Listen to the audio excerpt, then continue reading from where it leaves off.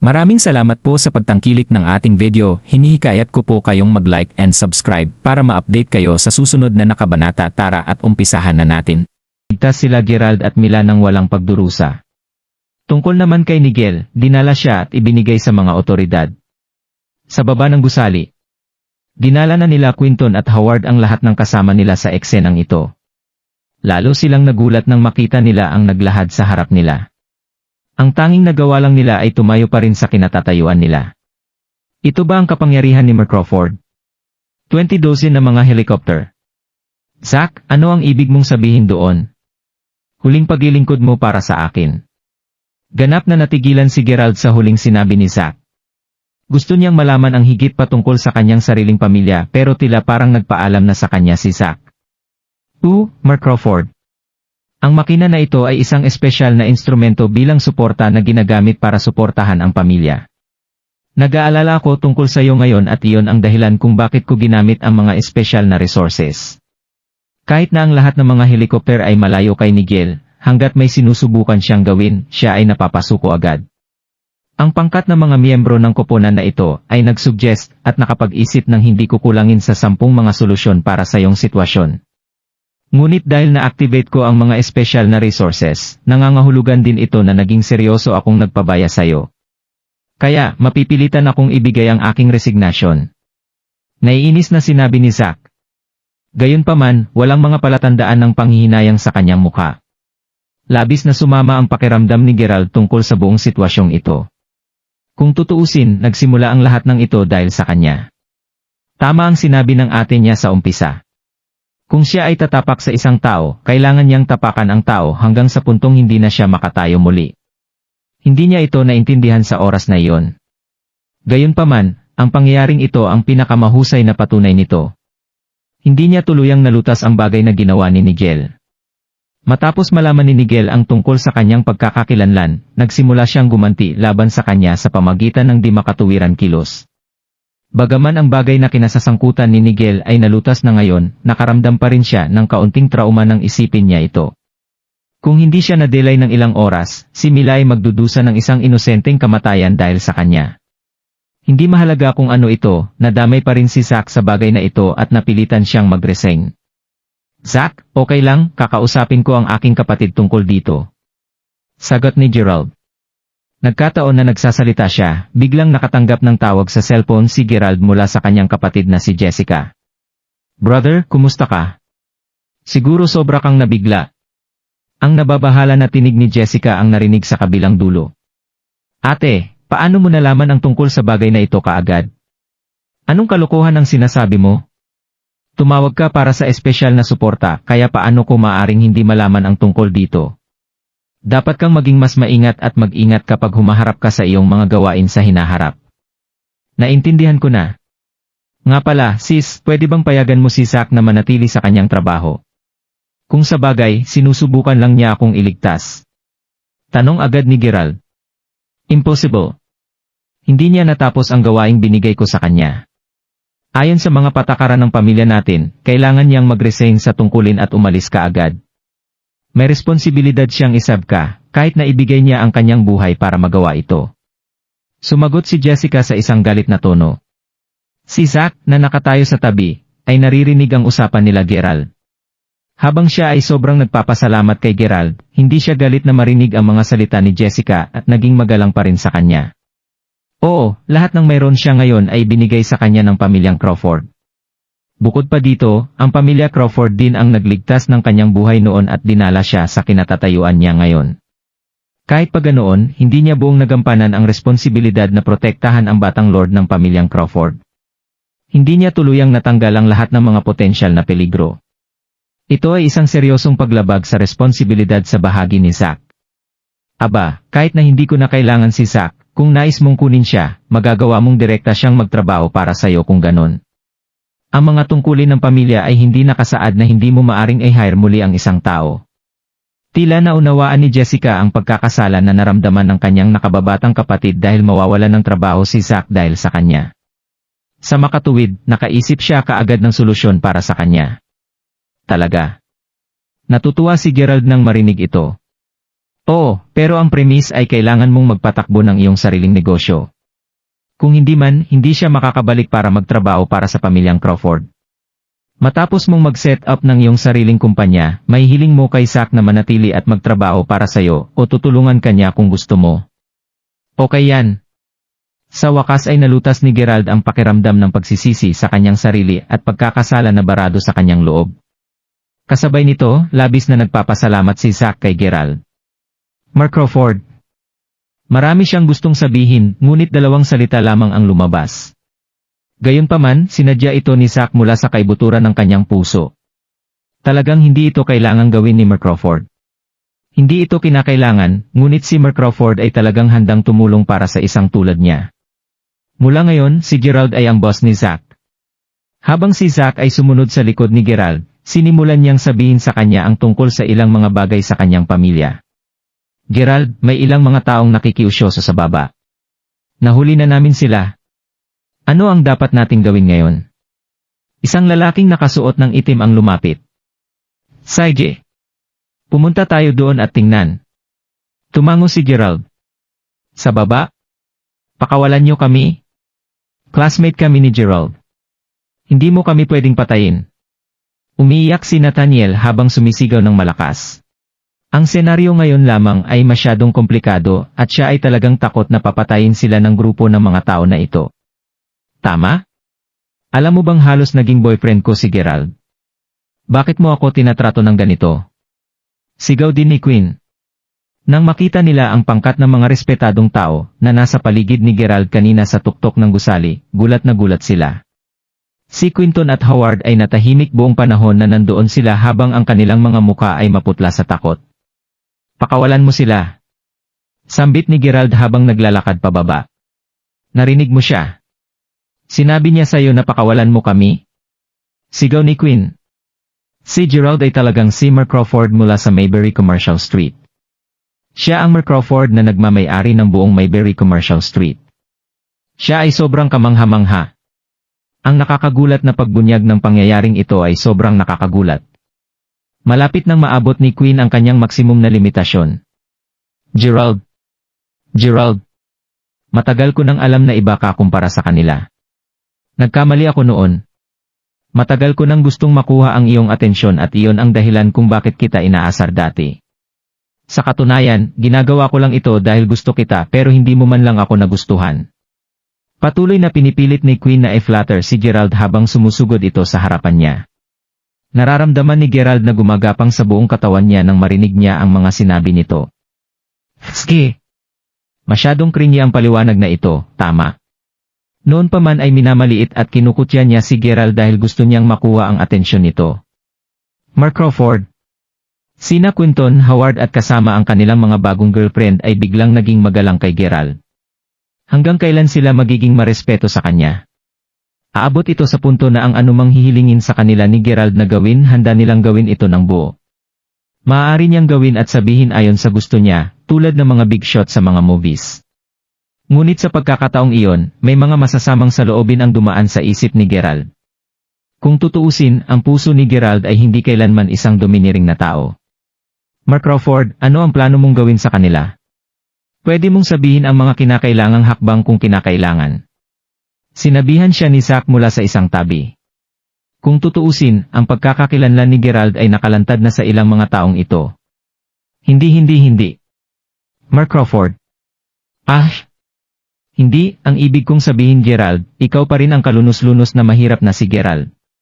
Hindi namin alam kung sino ka at nakalimutan na namin ang lahat ng nangyari ngayon. Si Quinton ang pinakamatalino sa gitna ng lahat. Agad niyang nahuli at naintindihan ang ibig sabihin ni Zack.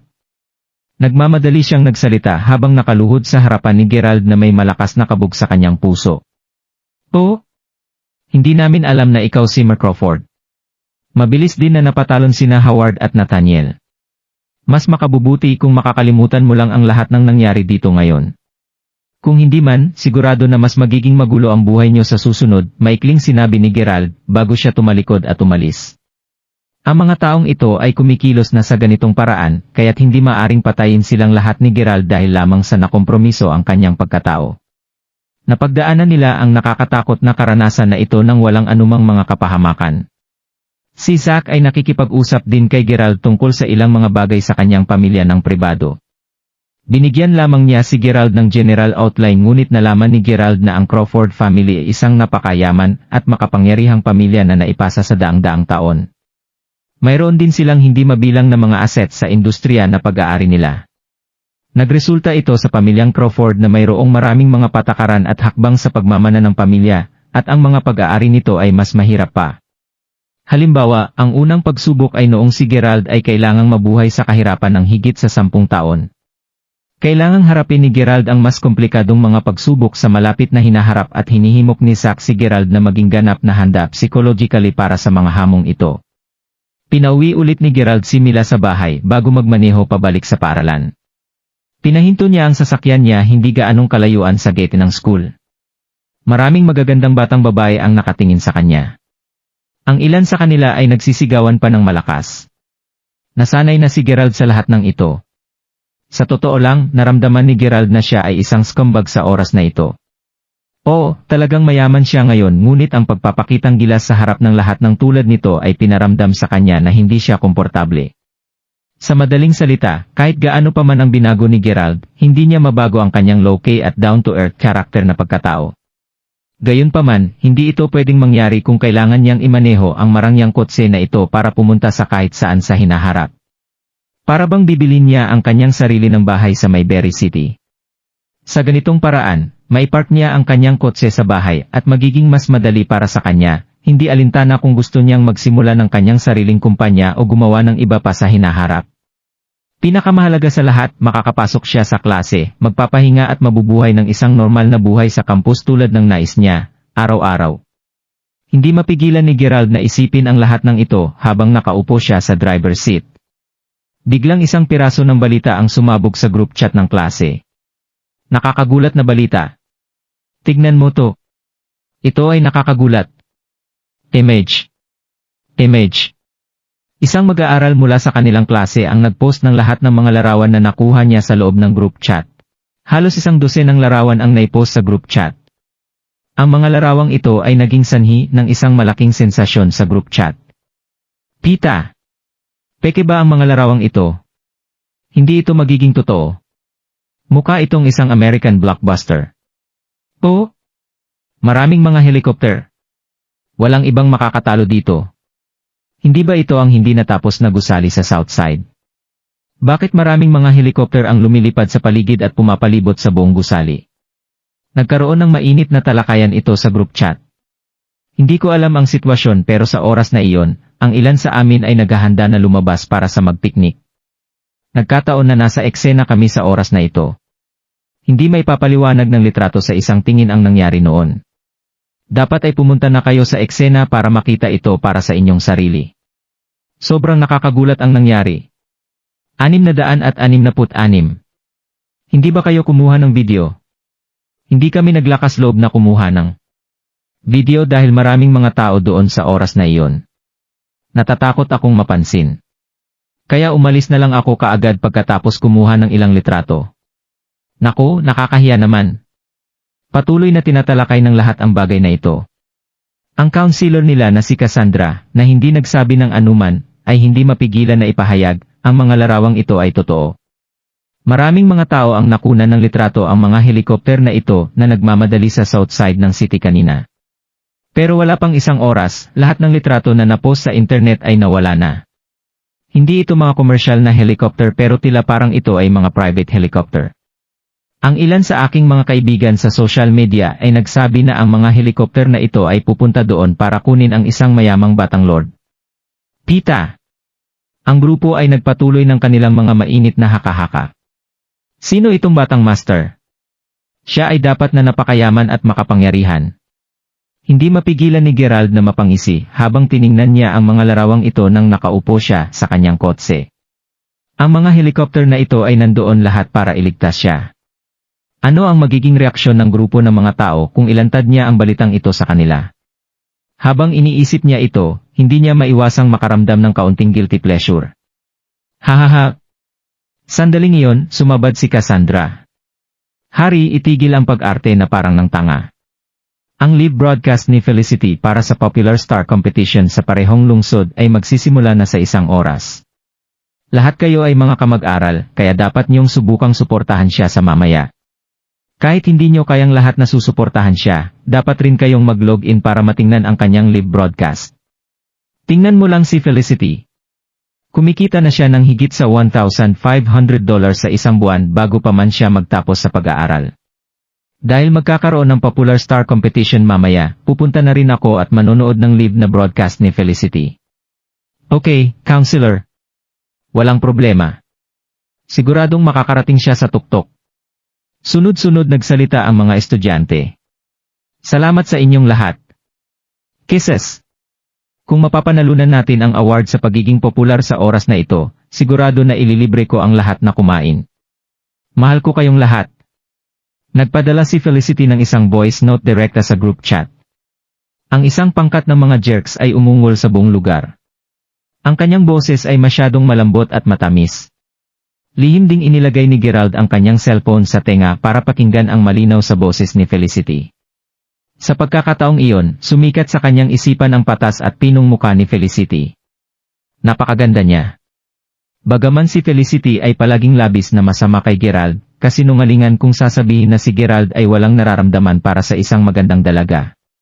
Dahil ang lahat ay maglalaro, kung gayon ay makakasali rin siya sa kasiyahan. Gayunpaman, mayroon pa rin siyang $15,000 sa kanyang live broadcast account at hindi pa rin niya nailalabas ang pera. At Gerald, nandito ka ba? Ang counselor na si Cassandra ay biglang tinawag si Gerald palabas. Agad na sumagot si Gerald. Well, dahil hindi mo magagawang suportahan si Felicity sa anumang paraan sa kanyang live broadcast mamaya, maaari mo ring hilingin sa poverty group mula sa aming class na tulungan akong lumipat ng mga bahay. Hihintayin kita sa bandang Westgate mamaya. Damn it! Talagang gusto ni Gerald na pagalitan ang isang tao matapos mabasa ang message ni Cassandra. Si Cassandra ay halos 25 years old pa lamang at siya ay katumbas ng bagong guro na kakatapos lamang sa university. Sa ilalim ng anumang normal na pangyayari, talagang ayaw niya ang mga mahirap at talagang mahal niya ang mga mayayaman. Palagi siyang naglalaro at nakikisama ng maayos sa mga bata at mayayamang mag-aaral, at mas katulad siya ng isang kaibigan sa kanila, kaysa sa isang guro. Gayunpaman, palagi siyang mahigpit at seryoso kay Gerald at sa ibang kawawang mag-aaral. Para siyang totoong guro. Ang poverty group ay isang grupo ng mga tao na may 5 o 6 na mahirap na mag-aaral sa kanilang klase. Lubhang nangangailangan sila at si Gerald ang pinuno ng poverty group. Ito ay dahil si Gerald ay ang pinakamahirap sa kanilang lahat, ang pinakamatapat at pati na rin ang taong nagtatrabaho ng maigi. Iyon ang dahilan kung bakit siya pinuno ng grupo ni Cassandra. Sa puso ni Cassandra, kahit nananalo na si Gerald sa loto at binayaran ang lahat ng kanyang tuition fees, nasanay na siya ay isang mahirap na tao lamang. Gaano man siya kayaman, may isip pa rin niya na siya ay isang mahirap na tao tuwing tiningnan niya ito paminsan-minsan. Sa kanya, hindi man lang nagmukhang mayaman si Gerald. Sa kabila ng pakiramdam na talagang galit at inis, sa wakas ay sumang-ayon si Gerald sa kanyang hiling. Kung sa bagay, ano pa ang magagawa niya kung tumanggi siyang pumayag sa kanyang hinihinging pabor? Sa parehong oras, pagkatapos ay nagpadala si Gerald ng isa pang text sa poverty group na sinasabi sa lahat ng mga miyembro na magtipon sa Westgate. Minaneho niya ang kanyang sasakyan at ipinarada ito sa isang nakatagong liblib na lugar. Pagkatapos nito, nagpunta siya sa Westgate. Gerald, bakit palaging inuutos sa amin ng counselor na tulungan siyang ilipat ang mga bagay niya? Oo nga pala, Gerald, hindi ka pa ba nanalo sa loto? Mayroon kang maraming pera ngayon. Kaya, paano ka pa rin magiging head ng poverty group? Ang poverty group ay binubuo lamang ng 5 tao, kasama din si Gerald. Mayroong 3 lalaki at 2 batang babae sa grupo nila. Ang batang lalaki na nagngangalang Iwain Woods ay napakapayat, mahina at medyo tan. Palagi siyang nakatuon sa pag-aaral at hindi niya karaniwang kinakausap ang iba. Mayroon ding batang babae na nagngangalang Lailahak na nakasuot ng baso. Maputi siya at hindi masyadong matangkad. Sinumang ay makakasabi na siya ay isang napakagiki na tao sa unang tingin. Karamihan dito ay dahil sa pag-aalaga ng kanyang pamilya kung saan madalas siyang magkaroon ng pakiramdam ng pagiging mababa kumpara sa lahat. Hindi niya ginusto na makisama sa kanyang mga kaklase dahil palagi niyang nararamdaman na medyo mababa siya kumpara sa kanila. Sa makatuwid, hindi siya karaniwang nagsasalita. Ang grupo ng mga tao na ito ay madalas na nakikipag-usap lamang kapag kasama nila si Gerald. Hindi ito dahil minamaliit nila si Gerald, ngunit dahil lang sa naramdaman nila na si Gerald ay nakakarelate at kabilang sa iisang mundo na kasama nila.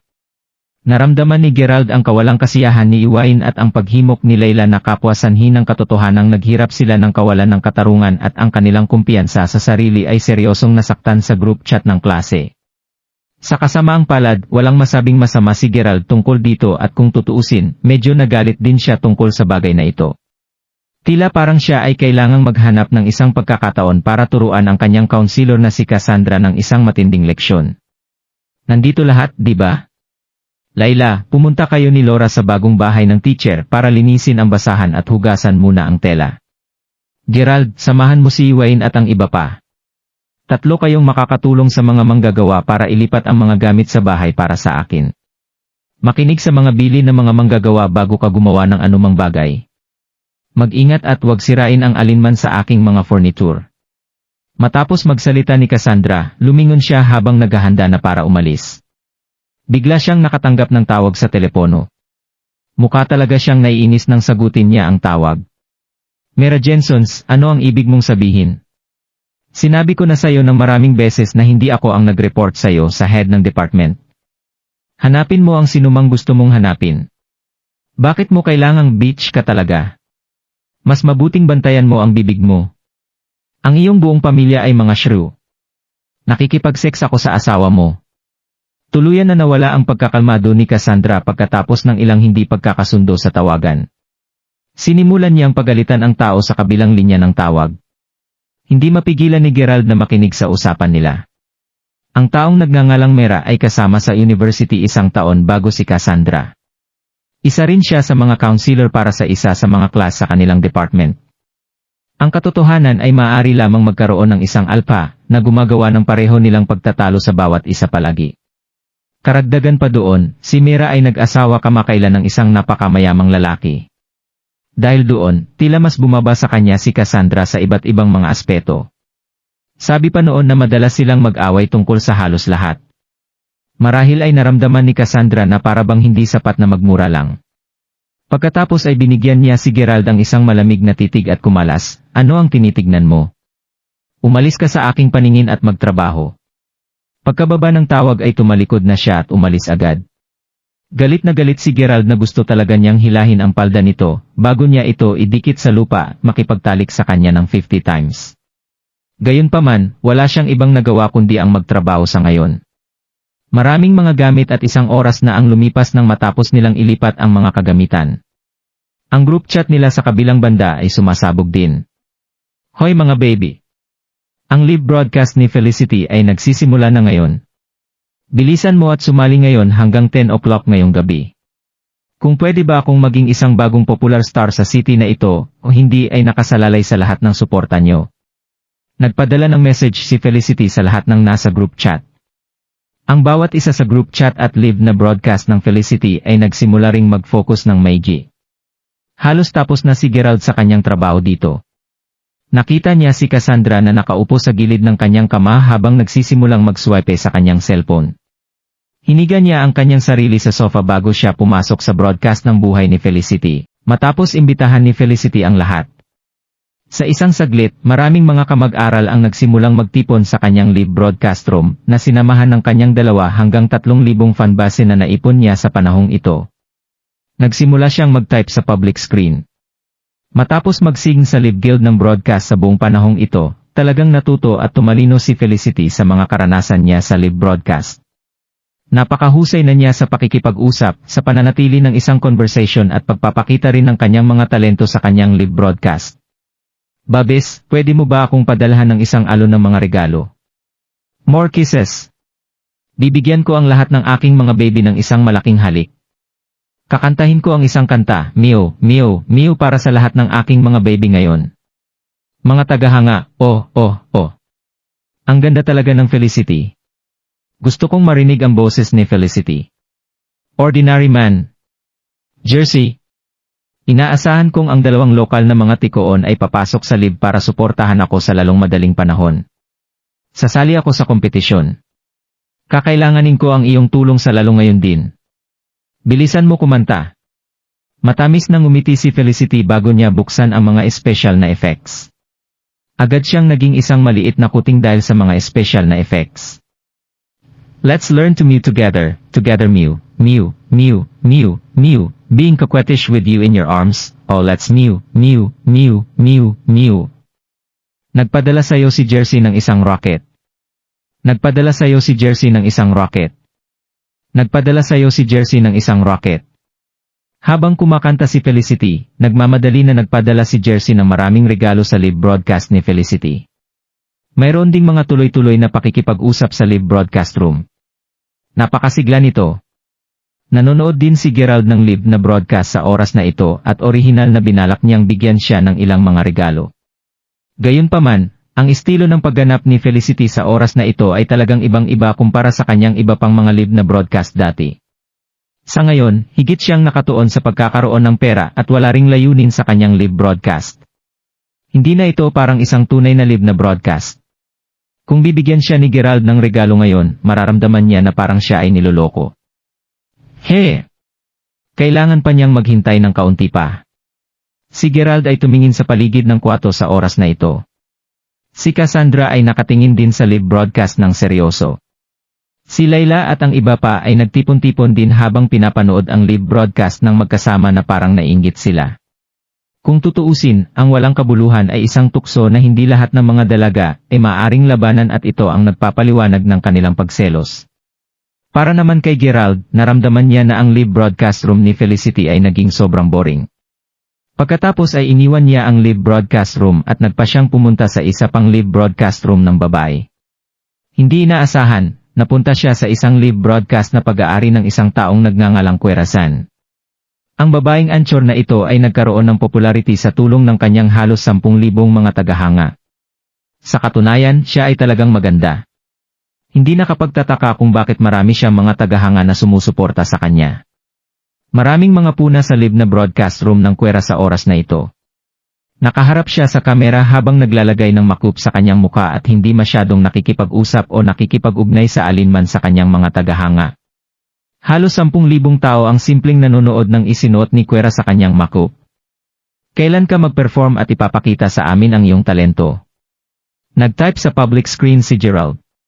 Nais niyang makita ang magandan ito na umaawit at sumasayaw. Dahil si Gerald ay isang na-verify na miyembro, ang pampublikong screen ay magiging kitang-kita kapag may nag-type siya. Bukod dito, ang live window ng broadcast sa panig ni Kwera ay nag-boost din ng kaunti. Bulag ka ba? Yung may pangalan na Ordinary Man. Hindi inaasahang nakakunot ang noo ni Kwera nang direkta nitong pinagalitan si Gerald. Ang kanyang pag-ugali ay napakasama. Hindi mo ba nakikita na naglalagay ako ng makyup ngayon? Bakit mo ako minamadali? Pwede kang manatili sa kakanood mo kung gusto mo at umalis ka kung ayaw mo. Malamig na sagot ni Kwera. Hahaha. Siguro naisip niya na siya ay napakagaling at kahanga-hanga dahil lamang sa siya ay isang na-verify na miyembro. Nakita na ni Kwera ang lahat ng uri ng mga tao at miyembro sa live broadcast platform. Kinamumuhian niya at naramdaman niya na hindi siya komportable sa mga taong nag-aakalang sila ay bida dahil lamang sa nilagyan nila ng pera ang kanilang account. Higit sa lahat, mayroon na siyang suporta ng maraming nakatatandang kapatid. Matagal na niyang inalis at hindi pinansin ang lahat ng kanyang mas maliit na mga tagahanga o mas maliit na mga kasapi na hindi kasing yaman. Nagtatanong lang ako sa'yo. Dahil ikaw ay isang live anchor sa broadcast, hindi ka ba dapat ipakita ang ilang mga talento para sa amin? Asar ni Gerald. Gusto niyang mag-online para magsaya ngunit sa halip ay pinagalitan siya. Sino ang hindi magagalit dito? Sa sandaling natapos ang pagtatype ni Gerald, na-mute siya ng field control. Damn it! Bakit hindi ikaw ang magpakita ng mga talento mo? Ang taong may pangalang, Ordinary Man, bakit ka nagpapanggap na napakahusay dahil lamang sa nag-top up ka ng pera sa iyong account? Nagsimula ang pagtype ang mga tagahanga at pinagmumura nila si Gerald. Noon ay tapos na si Kwera sa paglalapat ng kanyang makyup at sinabi niya. Ngayon, maraming mga nakakaawa na jerks na tulad nito sa internet. Nag-top up sila ng ilang pera at nais nilang ipagmalaki ito, nagpapanggap sila na napakahusay nila. Pwede kang makakuha ng ilang mga bagong dating na anchor sa scam mong ito, Pero dapat kang mawala at lumayo sa akin hanggat maaari. Hahaha. Galit si Quera. Si ordinary man na ito ay isang kalokohan. Hindi ba niya alam na si Quera ang nangungunang broadcast anchor sa city ngayon?